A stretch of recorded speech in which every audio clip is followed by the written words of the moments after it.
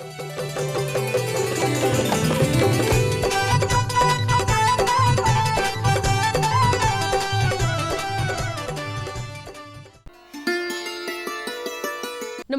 खबरें खेती में आपका स्वागत है। मैं हूं रूपम। आइए एक नजर डालते हैं खबरें खेती में आज क्या है खास। फूलों को रोग एवं संक्रमण से बचाने के लिए कीटनाशी का करे छिड़काव। राज्य में बढ़ने लगी है ठंड, मुर्गियों एवं चूजों के रख रखाव का करे बेहतर प्रबंधन। फसलों को काटकर बंडल में तब्दील कर देता है रीपर कंबाइनर।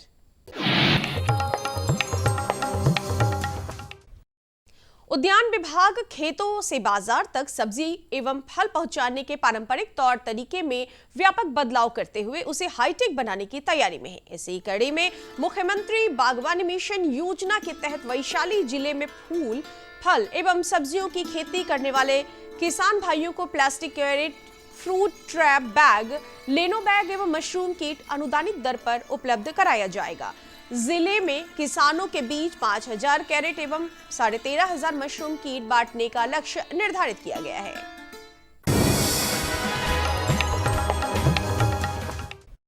आमतौर पर पारंपरिक फसलों की तुलना में फूलों की खेती में लागत कम और मुनाफा अधिक होता है, लेकिन कई बार उसमें लगने वाले कीड़ों के कारण फूलों की खेती करने वाले किसान भाइयों को नुकसान भी उठाना पड़ता है। फूल प्राकृतिक सुंदरता का एक महत्वपूर्ण हिस्सा है, लेकिन कभी-कभी पौधे अचानक से फूलना बंद कर देते हैं या मुरझाने लगते हैं। हालांकि इसके कई कारण हो सकते हैं, जिनमें से एक रोग या बीमारी का संक्रमण भी हो सकता है। फूल वाले पौधे में वायरस के द्वारा होने वाले रोगों को वायरल रोग कहा जाता है। यह रोग पौधों की पत्तियों, तनों और फूल सहित पौधों के विभिन्न भागों को संक्रमित कर देते हैं। आमतौर पर पौधों में वायरल रोग संक्रमित पौधों के संपर्क में आने से और अधिक संक्रमित हो जाते हैं। बीजों के माध्यम से भी होते हैं ये पौधे संक्रमित, जिसके प्रभाव से पौधे के पत्ते और फूलों पर दाग या धब्बे दिखाई देते हैं तथा पत्तियां सूखने या पतली होने लगती है। रोग का अधिक प्रभाव होने से पौधों में फूल नहीं खिलते हैं। इससे बचाव के लिए किसान भाई इमिडाक्लोप्रिड 1.5 ml प्रति 3 लीटर पानी में घोलकर छिड़काव करें।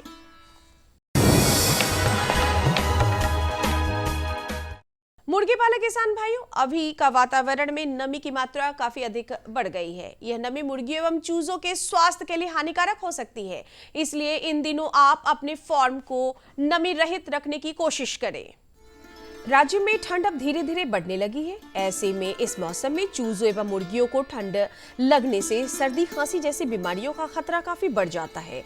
इसलिए मुर्गी पालक किसान भाइयों को अधिक से अधिक ध्यान देने की जरूरत पड़ती है।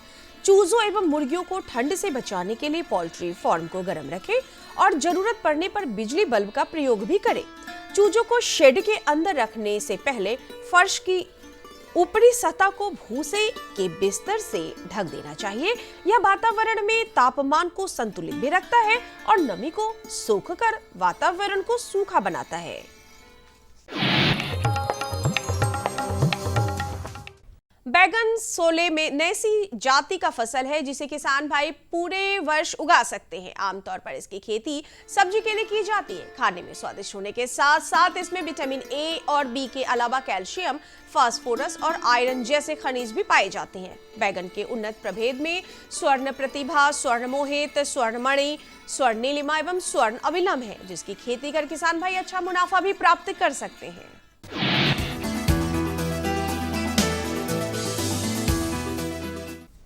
खेती किसान में कृषि यंत्रों एवं उपकरणों का बहुत बड़ा योगदान होता है, जो घंटों का काम चंद मिनटों में कर देता है। ऐसा ही एक यंत्र है रीपर कंबाइनर, जो खेतों में खड़ी फसलों को काट कर बंडल बनाकर खेत में छोड़ देता है। सरकार की तरफ से इस यंत्र पर अनुदान भी मुहैया कराया जाता है। रीपर कंबाइनर मशीन को फसल की कटाई के लिए बनाया गया है। यह मशीन फसल की कटाई के साथ साथ रस्सियों से उनका बंडल भी बनाती है। इस यंत्र की सहायता से खेत में 5 से 7 सेंटीमीटर ऊपर फसल की कटाई आसानी से की जा सकती है। सबसे बड़ी और खास बात यह है कि इस यंत्र के कारण भूसे का नुकसान भी नहीं होता है। इस मशीन से 85 सेंटीमीटर से 110 सेंटीमीटर ऊंचाई वाली गेहूं, जौ, धान, जेई और अन्य फसलों की आसानी से कटाई कर बंडल बनाया जाता है। आइए अब एक नजर मंडी के भाव पर। आइए एक नजर डालते हैं राजधानी पटना के अंटा घाट सब्जी मंडी में और जानते हैं हरी सब्जियों के ताजा भाव। बैगन 1800 से 2200 रुपए प्रति क्विंटल, परवल 3500 रुपए प्रति क्विंटल और कद्दू 800 रुपए प्रति क्विंटल। और कैसा रहेगा अगले 24 घंटे में राजधानी का तापमान, एक नजर मौसम के मिजाज पर। मौसम विभाग के अनुसार आसमान बिल्कुल साफ रहेगा, दिन में अच्छी धूप निकलेगी, सुबह और शाम में ठंड महसूस होगी। अधिकतम और न्यूनतम तापमान क्रमशः 31 डिग्री सेल्सियस और न्यूनतम 16 डिग्री सेल्सियस के आसपास बने रहने की संभावना है। अभी का मौसम सरसों, मूली, पालक, मेथी, सलगम की बुवाई का सबसे अच्छा मौसम है। साथ ही किसान मक्का की DHM 17, शक्तिमान 1, 2, 3, 4 किस्मों का अनुशंसित संकर किस्मों से मक्का की बुवाई कर सकते हैं। अभी आप देख रहे थे कृषि जगत की तमाम हलचलों को खबरें खेती के माध्यम से। नमस्कार, मैं पूनम स्वागत करती हूं आपका कार्यक्रम कृषि दर्शन में। किसान भाइयों, खबरों का सिलसिला आगे भी जारी रहेगा, लेकिन यहाँ लेंगे एक शॉर्ट ब्रेक। अरे भाई रामेश्वर, क्या बात है, बड़े परेशान दिख रहे हो? सोच रहा था कि अभी तो हाथ पांव चल रहे हैं तो खेती कर पा रहा हूँ, कल को जब इनमें ताकत नहीं रहेगी गुजारा कैसे होगा? पेंशन से। पेंशन? हाँ, और वो भी हम जैसे किसानों के लिए। अब हम जैसे छोटे किसान भी 60 साल के होने पर 3000 रुपए मासिक पेंशन पा सकते हैं। सच में? हाँ, चलो मैं तुम्हें दिखाता हूँ। 18 से 40 वर्ष की आयु के लघु और सीमांत किसान इस स्वैच्छिक और अंशदायी पेंशन योजना में 55 रुपए से 200 रुपए की मासिक किस्त देकर प्रवेश कर सकते हैं। भारत सरकार भी हर महीने किसान के बराबर किस्त का योगदान करेगी। कभी नहीं सोचा था कि हम जैसे किसानों की भी पेंशन का सपना कभी सच होगा। प्रधानमंत्री किसान मान धन योजना, अन्नदाता के परिश्रम को संबल, पेंशन से सुरक्षित उनका कर। नजदीकी जन सेवा केंद्र जाकर इस योजना से जुड़ें। ब्रेक के बाद आपका पुनः स्वागत है कार्यक्रम कृषि दर्शन में। किसान भाइयों, आप अपने बगीचे में फलदार वृक्षों की रखरखाव के साथ कीट व्याधि का प्रबंधन अगर सही तरीके से ना करें तो फलों के उत्पादन में कमी आ सकती है। तो कैसे बचा जाए इस नुकसान से, यानी जानकारी। तो आइए सीधे चलते हैं हमारे विशेषज्ञ सुनील कुमार सिंह के पास, जो आपको बताएंगे कि कैसे फलदार वृक्षों की कीट व्याधि से प्रबंधन किया जाए। नमस्कार किसान भाइयों, स्वागत है आप सभी का कृषि दर्शन कार्यक्रम में। किसान भाइयों, जब आप फलदार वृक्षों की खेती करते हैं और उससे ज़्यादा लाभ कमाने की कोशिश करते हैं तो सबसे एक जो प्रमुख समस्या है वह है कीटों की। कीट हमारे फल को या जो फलदार वृक्ष हैं उनको बहुत ज़्यादा हद तक प्रभावित करते हैं। और आज का जो हमारा विषय है वह इसी पर आधारित है कि फलदार वृक्षों में कीट का प्रबंधन किस तरह से करें। और इस खास विषय पर बातचीत करने के लिए हमारे साथ मौजूद हैं डॉक्टर सुनील कुमार यादव, जो सहायक प्राध्यापक हैं उद्यान महाविद्यालय नूरसराय नालंदा में। सर, कृषि दर्शन कार्यक्रम में आपका हार्दिक स्वागत है। फलदार वृक्षों में जब कीट व्याधि का प्रकोप होता है तो कौन कौन से कीट हैं जो हमारे फलदार वृक्षों को सबसे ज़्यादा प्रभावित करते हैं? तो जो आम में लगने वाले कीट पतंगे हैं वो आम के बगीचे में ही रहते हैं, सक्रिय और निष्क्रिय रूप से। लेकिन जब पुष्पन और फलन की अवस्था आती है आम में, उस समय जो सक्रिय कीट होते हैं वो आम के उत्पादन को प्रभावित करते हैं। जैसे कि मधुआ कीट है, वो क्या होता है कि दिसंबर जनवरी में सक्रिय होता है। इससे पहले वो कम संख्या में, जो टहनियों की छाल है उसमें छिपे रहता है कम संख्या में। लेकिन जैसे ही दिसंबर जनवरी आता है, पुष्पन का टाइम आता है, तो वो सक्रिय होते हैं और अपनी संख्या बढ़ाते हैं। और फिर पुष्प पे वो उनके जो शिशु है और प्रौढ़ है वो पुष्प से रस चूस के खाते हैं। रस चूसने से जो पुष्प है वो झड़ने लगते हैं और आम के जो उत्पादन में काफ़ी गिरावट आती है। दूसरा जो कीट है वो है मुख्य रूप से मिलीबग। वो क्या होता है कि दिसंबर जनवरी में वो पेड़ पे चढ़ता है। इससे पहले वो भूमि में अंडा अवस्था में रहता है। जब दिसंबर जनवरी आती है तो वो अंडा से उनके शिशु निकल के और आम के पेड़ पे चढ़ते हैं। आम के पेड़ पे वो पत्तियों पे और जो कोमल टहनी है वहाँ पे चिपक जाते हैं और वहाँ से रस चूसते हैं और आम के जो उत्पादन को प्रभावित करते हैं। तीसरा जो कीट है आम में वो है ये जो बीज का घुण होता है। ये क्या होता है कि जब आम मार्च अप्रैल में जब आम छोटे साइज का होता है तो इसके जो एडल्ट है वयस्क है घुण है वो आम के फल हैं उनमें गड्ढा करके स्कूप बोलते हैं जिसको गड्ढा करके वहाँ अंडे देते हैं। इससे पहले वो वयस्क आम के जो तना है या टहनी है उनकी जो छाल होती है उनमें निष्क्रिय रूप से रहते हैं, ऑफ सीजन जिसको कहते हैं उसमें। जैसे ही आम का साइज छोटा होता है वो सक्रिय होके और आम में गड्ढा बना के वो अपने अंडे देते हैं। अंडों से जो लट निकलती है वो लट आम का जो खाने वाला पोर्शन है उसमें से होल करते हुए आम के बीज तक पहुंचती है। आम के बीज में वो खाती है। चौथा जो कीट है वो है फल मक्खी। फल मक्खी आम में अप्रैल माह में आम की फसल को प्रभावित करती है। इससे पहले फल मक्खी जो प्यूपा अवस्था है, तीसरी अवस्था है कीट की जीवन चक्र की, उसमें सुसुप्त अवस्था में मिट्टी में रहती है। जैसे ही आम में मार्बल साइज के जो फल होते हैं अप्रैल माह में वो आते हैं तो इनके जो एडल्ट है वयस्क है वो प्यूपा अवस्था से निकल के और आम के जो फल हैं उसके जो उसमें अंडे देती हैं और अंडों से जो लट निकलती हैं वो आम का खाने वाला जो पोर्शन है उस पे खा के और आम को सड़ाती है जिससे आम गिरने लगते हैं और आम के उत्पादन में भारी नुकसान होता है। इसके अलावा आम में तना छेदक लगता है, उसकी जो लट होती है वो आम के तने में होल करके खाती है या टहनी में होल करके खाती है। वो इतना खाती है कि आम के जो अंदर है वो खोखला कर देती है जिससे आम का जो वृक्ष है वो कमज़ोर हो जाता है, फल उत्पादन कम होता है और जब हवा तेज़ होती है तो टहनी टूट भी सकती है। डॉक्टर साहब, जो अभी आपने जिक्र किया विभिन्न तरह की कीटों का जो प्रकोप आपने बतलाया कि हमारे फलदार जो वृक्ष हैं उसको प्रभावित करते हैं, तो सबसे महत्वपूर्ण सवाल यह है कि ये जितने भी कीट हैं उनका प्रबंधन हमारे किसान भाई किस तरह से करें ताकि फलदार जो वृक्ष हैं उनसे ज़्यादा लाभ कमाया जा सके और उत्पादन ज़्यादा लिया जा सके। तो प्रबंधन किस तरह से किया जाए?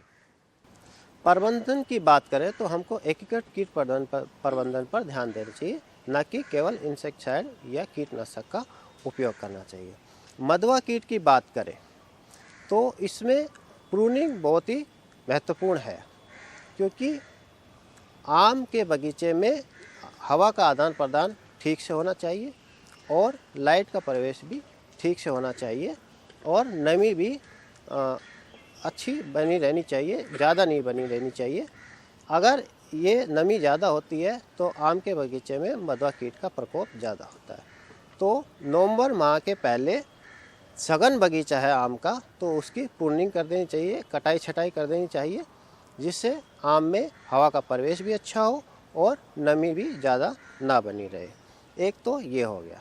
दूसरा है कि जो रस चूसने वाले कीड़े होते हैं, जैसे ये मधुआ भी रस चूसने वाला कीड़ा है, इसके लिए हम नीम की दवा, नीम से बनी हुई दवा का भी इस्तेमाल कर सकते हैं जिसके लिए 5 ml प्रति लीटर के हिसाब से घोल बना के स्प्रे करना चाहिए। इसके अलावा एक फंगस कवक का भी प्रोडक्ट आता है बाज़ार में, वर्टिसिलियम लकानी, अगर उसका भी उपयोग करते हैं तो ये मधुआ कीट को प्रभावी रूप से नियंत्रण कर सकते हैं। दूसरा कीट मैंने बताया मिलीबग है। मिलीबग मैंने बताया कि दिसंबर जनवरी में इसके शिशु अंडे से निकल के मिट्टी से निकल के और पेड़ पे चढ़ते हैं। तो अगर दिसंबर माह के मध्य माह 15 दिसंबर के आसपास अगर पेड़ जो आम का पेड़ है उसके 1 मीटर ऊंचाई पे कोई स्टिकी बैंड लगा दें, पॉलीथीन बैंड लगा दें तो जो मिलीबग के जो शिशु हैं वो आम के पेड़ पे चढ़ नहीं पाएंगे और उनका प्रभावी रूप से नियंत्रण किया जा सकता है। और मैंने बताया कि जो प्रूनिंग करते हैं, कटाई छटाई करते हैं नवंबर माह से पहले, उसमें भी मिलीबग के नियंत्रण में सहायता मिलती है। तीसरा मैंने कीड़ा बताया कि जो आम के बीज का घुण होता है, तो वो क्या होता है कि जब ऑफ सीजन होता है, जो आम नहीं लगे होते हैं, जैसे गर्मियों का सीजन होता है, उसमें क्या होता है कि प्रौढ़ अवस्था में वो तने की छाल या टहनी की छाल में उसके जो प्रौढ़ अवस्था है वो छिपी रहती है निष्क्रिय रूप से। तो उस समय अगर छाल पे, तने की छाल पे या टहनी की छाल पे कोई भी कीटनाशक का स्प्रे कर देते हैं, सिस्टमिक कीटनाशक का स्प्रे कर देते हैं, जैसे इमिडाक्लोप्रिड है 17.8 है, उसका अगर आधा ml पर लीटर के हिसाब से घोल बना के स्प्रे कर देते हैं, तो जो बीज का गुण है उसके जो प्रौढ़ है वो वहाँ पे मर जाएंगे, और जब आम आएंगे तो उनकी संख्या ना के बराबर रहेगी और हमारा आम का उत्पादन अच्छा रहेगा। तो देखा किसान भाइयों, जैसा कि अभी डॉक्टर साहब ने बतलाया कि जो ज़रूरी सावधानियां हैं उनको अपनाकर अगर आपने फलदार वृक्षों की खेती की है और ज़्यादा लाभ उससे कमाना चाहते हैं, तो जो सावधानियां हैं उनको अपनाकर आप बेहतर मुनाफा कमा सकते हैं। इतनी अच्छी जानकारी देने के लिए डॉक्टर साहब आपका बहुत बहुत धन्यवाद। हर जोखिम से निकल कर फसल आए, सुरक्षित हो जाए, फसल बीमा से हर किसान अब आत्मनिर्भर हो जाए। अब सूखा पड़े या बाढ़ आ जाए, कोई डर नहीं। अब ओले पड़े या कीट पतंगे फसल खा जाए, कोई फिक्र नहीं। अब कैसी भी आपदा हमारी फसल पे आ जाए, क्षति होने पर हमारे दावों का उचित भुगतान मिलता है, क्योंकि हमने लिया है प्रधानमंत्री फसल बीमा। बुआई से फसल कटाई तक हर जोखिम का दावा, न्यूनतम प्रीमियम पर अधिकतम भुगतान का वादा।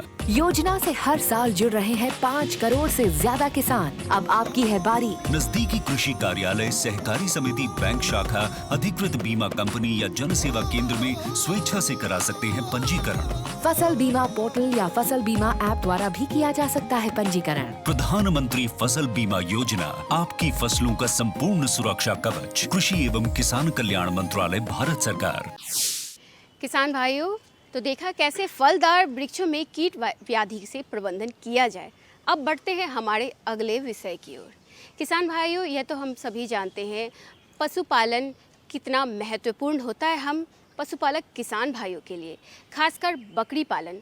हमने पूर्व में भी कई जानकारी आपसे साझा की है बकरी पालन को लेकर, लेकिन आज जो हम विषय लेकर आए हैं वह बहुत ही महत्वपूर्ण है, क्योंकि बकरियों में पेशाब रुकने की समस्या बहुतायत देखने को मिल रही है। जी हाँ, आज इसी विषय पर चर्चा करने के लिए हमारे साथ हैं हमारे विशेषज्ञ डॉक्टर ज्ञानदेव सिंह। किसान भाइयों नमस्कार, कार्यक्रम कृषि दर्शन में आपका स्वागत है। किसान भाइयों, आप लोग बकरी पालन भी करते होंगे। जाड़े के दिनों में बकरियों में कई तरह की समस्याएं आती हैं और उनका समय समय पर हम लोग कृषि दर्शन के माध्यम से, विशेषज्ञ के माध्यम से निदान भी बताते हैं। इसी क्रम में आज बात करेंगे बकरियों में पेशाब रुकने की समस्या, जो जाड़े के दिनों में आम होती है। तो इसका क्या क्या नुकसान होता है, कैसे इस समस्या से निजात पाया जा सकता है, इस विषय पर जानकारी देने के लिए आज हमारे साथ हैं बिहार पशु चिकित्सा महाविद्यालय के सर्जरी विभाग के सहायक प्राध्यापक डॉक्टर ज्ञानदेव सिंह जी। डॉक्टर साहब, आपका हमारे कार्यक्रम में स्वागत है। हाँ, नमस्कार किसान भाइयों। सबसे पहले आप हमारे किसान भाइयों को बताएं कि जाड़े के दिनों में जो बकरियों में मूत्र रुकने की समस्या होती है, उसका क्या क्या कारण है और उसका क्या नुकसान हो सकता है। हाँ, बहुत अच्छा ये विषय है, चूँकि बकरी पालन किसानों के लिए बहुत लाभदायक और बहुत ही अच्छी चीज़ होती है। और जो जाड़े के दिनों में सबसे बड़ी समस्या जानवरों में, बकरियों में होती है, वो है पेशाब रुकने की। उसका वजह ये है कि हम बकरियों को चराने में थोड़ा सा कहीं कहीं ऐसा भी है कि चराने के लिए पर्याप्त जगह नहीं है, घास नहीं है, ग्राउंड नहीं है, ज़मीन नहीं है, तो हम कन्फाइंड स्टॉल फीडिंग कराते हैं, नाद पे खिलाते हैं, कुछ घास भी देते हैं, लेकिन वो अमाउंट नहीं मिल पाता जितना ज़रूरत होता है। बस बेसिकली ये जो कारण होता है। और दूसरी रीज़न ये है कि जाड़े के दिनों में वाटर इनटेक, पानी लेने का, इवन हम भी, ह्यूमन बींग्स भी पानी कम लेते हैं, तो दूसरा कारण ये हो गया। तीसरा है कि विटामिन ए डिफिशियंसी, जो कि हमको हरे चारों से मिलती है, नहीं मिल पाती तो जानवर को वो प्रॉब्लम होती है। तो इसकी वजह से होता है कि पेशाब रुकता है। जब पेशाब रुकता है तो जानवर को इतना ज़्यादा असहनीय दर्द होता है कि उसमें जानवर, मतलब इतना दर्द होगा कि उसका प्रोडक्शन लॉस हो जाएगा, दूध देगी। तो जनरली ये जो कंडीशन होती है वो मेल में होती है। पैर फैला के रखेगा, चिल्लाएगा, तो जनरली जो ओनर होते हैं उनको बड़ा असुविधा महसूस होती है कि हमारा जानवर बहुत दिक्कत में है।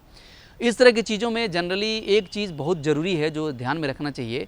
हम जाते हैं डॉक्टर के यहाँ तो कोई भी क्वैक मिलता है या कोई एक्सपीरियंस डॉक्टर नहीं मिलता, कोई दूसरा गांव में इलाज करना होता है, उसमें एक लेसिक्स नाम की दवाई देते हैं, उसको कभी नहीं देना है। अगर आपने इस दवाई को दिया तो उससे भारी नुकसान होता है और उससे जो ब्लैडर, चूँकि यूरिन भरता जाएगा पेशाब की थैली में, एक क्षमता है उसकी, उतरे उसके बाद अगर भरेगा तो फट जाएगा। तो फटता है तो तुरंत आराम मिलता है जानवरों को दर्द से, लेकिन बाद में उसके लिए यूरिन से उसके शरीर में एब्जॉर्ब होता है और उससे उसकी मृत्यु हो जाती है। तो ये है नुकसान उसके पेशाब रुकने से। जी डॉक्टर साहब, आपने जो नुकसान बताया बकरियों का मूत्र रुकने से क्या नुकसान हो सकता है, यहाँ तक कि जान भी जा सकती है, क्योंकि बड़ी क्षति हो सकती है किसान भाइयों की। तो इससे बचाव के क्या क्या उपाय किए जा सकते हैं, हमारे किसान भाई इसकी रोकथाम कैसे करें ताकि इस बीमारी से उनकी जो बकरियां हैं वो ग्रसित ही ना हो? ये बहुत अच्छा क्वेश्चन है जो आपने पूछा अभी। किसान भाइयों को यही जानना ज़रूरी है कि बीमारी में फंसने के बजाय हम उसका रोकथाम पहले कैसे कर लें। और रोकथाम बहुत आसानी से आप कर सकते हैं, बस 2-3 चीज़ का ध्यान रखना है। एक तो ये कि थोड़ा अगर कुछ मात्रा में हरा चारा मिलता रहे तो हम अपनी बकरियों को हरा चारा दें या कुछ ग्रेजिंग चरने के लिए थोड़ा भेजें। दूसरा चीज़, पानी, साफ़ सुथरा पानी हम उनको ज़रूर प्रोवाइड करें, होता भी है, देते भी हैं। और थोड़ा ये चोकर जो दाना की मात्रा जो होती है जाड़े के दिनों में थोड़ा सा कम करके और हरा चारा भी देना है। सबसे महत्वपूर्ण जो चीज़ है जो देना है रोकथाम के लिए वो है, एक आता है चीज़ नौसादर, अमोनियम क्लोराइड कहते हैं इसको, नौसादर आता है जो कि हम बकरियों को देते हैं। जैसे मान लीजिए अगर आपकी बकरी 15 किलो की है तो आधा चम्मच सुबह, 15 से 20 केजी के लिए आधा चम्मच सुबह और आधा चम्मच शाम। जैसे जाड़ा शुरू हो महीने में कम से कम 1 हफ्ते आप इसको देना स्टार्ट कर दें। इस महीने में दिए, फिर अगले महीने में भी दे दीजिए, फिर अगले महीने में भी दे दीजिए। इस तरह से आपका पूरा जाड़ा बीत जाएगा। और मैं गारंटी के साथ कहता हूँ कि अगर आपने इस तरह का किया तो दवाई बच जाएगी एकदम। डॉक्टर साहब, आपने एक घरेलू नुस्खा बताया कि नौसादर हर महीना में 7 दिन कम से कम 2 समय पे देना चाहिए, तो बहुत अच्छी जानकारी आपने दी। क्योंकि अगर बीमारी हो जाती है मूत्र रुकने की तो इसमें क्या क्या इलाज है, क्या दवाइयाँ किसान भाई दे सकते हैं हमारे किसान भाई? हाँ देखिए, ये बढ़िया क्वेश्चन है। चूँकि हमने पहले ही बताया था कि आप इलाज के पहले रोकथाम पे ध्यान देना है। अगर आपने रोकथाम पे ध्यान दे दिया तो ये नौबत ही नहीं आएगी कि आपको इलाज कराने का ज़रूरत पड़े। लेकिन अगर मान लीजिए किसी से अगर ऐसा हो गया कि उसको अगर इलाज की ज़रूरत ही पड़े तो उसको हम पहले तो उसको दर्द की दवाई हम देते हैं, क्योंकि विसरल पेट में दर्द की जो हम खाते हैं जैसे डाइसाइक्लोमिन खाते हैं, एनाफोर्टन खाते हैं, तो ये दवाई हम उसको 1 टैबलेट सुबह 1 टैबलेट शाम दे सकते हैं, उसको दर्द में आराम मिलेगा। लेकिन केवल इससे दर्द में आराम मिलेगा, इसका इलाज ऐसे संभव नहीं है। इलाज इसका थोड़ा सा सर्जिकल है जो कि हम पशु चिकित्सक के पास जाके ही करा सकते हैं। तो ऐसी परिस्थिति में आने पे हम तुरंत इसको, जब असहनीय दर्द हो और नहीं अगर पेशाब निकल रहा है तो तुरंत जाके हम पशु चिकित्सक के यहाँ जाए। पशु चिकित्सक जी क्या करते हैं कि उसके उरेथ्रा को, जहाँ से पेशाब निकलता है, चूँकि उसके पेशाब निकलने के रास्ते के तुरंत आगे एकदम पतला सा छोर होता है, तो उसको वो निकाल के और उसको थोड़ा काट देते हैं तो 90% केस में उसको आराम मिल जाता है। और उसके बाद नौसादर हम खिलाना 10-15 दिन तक बिल्कुल कंटिन्यू रखेंगे। अगर उसको काटने के बाद भी अगर आपने नौसादर नहीं खिलाया तो उसका इलाज नहीं है। नौसादर तो ज़रूर खिलाना है, आधा चम्मच सुबह आधा चम्मच शाम 15 से 20 केजी के लिए। और अगर उसके बाद भी नहीं होता है तो फिर वो किसी एक्सपर्ट शल्य चिकित्सक की ज़रूरत है जो कि पेट खोल के और उसकी ज़रूरत पड़ती है। लेकिन 90% केस में यहीं तक आपको उससे आप निजात पा सकते हैं। तो डॉक्टर साहब, आपने बहुत अच्छी जानकारी हमारे किसान भाइयों को दी। चूँकि बकरियों में मूत्र रुकने की समस्या आम हो जाती है, तो और क्या विशेष सलाह हमारे किसान भाइयों को दें जिससे इस समस्या से उनके जो पशु हैं ग्रसित ना हो पाए? हाँ, तो अभी तक की बातों का जो सारांश है, जो कि किसान भाइयों के लिए सबसे ज़्यादा ज़रूरी है, यही बात याद रखना है किसान भाइयों को। पहली बात तो ये कि हरे चारे की थोड़ा उपलब्धता ज़रूर बनी रहे जानवरों को, या उसको चराने के लिए भेजना ज़रूरी है, पहला पॉइंट ये। दूसरा पॉइंट ये हो गया कि साफ़ सुथरा पानी थोड़ा जानवरों को मिले। और उनका जो है ताकि और विटामिन सप्लीमेंटेशन भी जानवरों को होना चाहिए, क्योंकि अगर विटामिन डिफिशियंसी हो जाएगी तो उसके वजह से, जैसे विटामिन ए डिफिशियंसी, उसके वजह से भी ये प्रॉब्लम होती है और रुकता है। तो दूसरी चीज़ ये विटामिन सप्लीमेंटेशन, साफ़ पानी। तीसरी चीज़ जो सबसे इम्पॉर्टेंट चीज़ याद रखनी है, एकदम महत्वपूर्ण, अगर मान लीजिए पहली 2 चीज़ आपने भूल भी गई तो तीसरी चीज़ जो सबसे महत्वपूर्ण हो याद रखनी है वो है अमोनियम क्लोराइड नौसादर। वो 15 से 20 केजी के लिए आधा चम्मच सुबह और शाम 1 हफ्ते हर महीने में पूरे जाड़े के दिन में आप दीजिए, और यही सबसे बड़ा इलाज है। अगर कुछ नहीं कर पाते हैं तो इतना अगर आपने कर लिया तो ये निश्चित रूप से आप आश्वस्त रहें कि आपके जानवरों को पेशाब रुकने की समस्या बकरियों में नहीं होगी। ये ज़्यादातर मेल में गोट में होता है, तो इसीलिए हमको सबसे ज़्यादा सावधानी मेल गोट के लिए रखना है, फीमेल के लिए नहीं रखना है। तो ये सबसे इम्पॉर्टेंट नौसादर वाली बात हुई। और तो जो मल्टीविटामिन, साफ़ सुथरा पानी और हरा चारा, ये सब तो देना ही देना है। डॉक्टर साहब, आपने हमारे किसान भाइयों को इतनी अच्छी जानकारी दी, इसके लिए आपका बहुत बहुत धन्यवाद। किसान भाइयों, अभी आपने देखा कि कैसे फलदार वृक्षों में कीट व्याधि का प्रबंधन किया जाए, और साथ ही पशुपालक किसान भाइयों के ATM यानी बकरी, जिसमें आज हमने आपको बताया कि बकरियों में पेशाब रुकने की समस्या, उसके कारण और उसके निदान के विषय में जानकारी दी। अगले अंक में हम फिर मिलेंगे ऐसे ही कुछ नई और ख़ास जानकारियों के साथ। तब तक मुझे और हमारी पूरी कृषि दर्शन टीम को दीजिए इजाज़त। नमस्कार।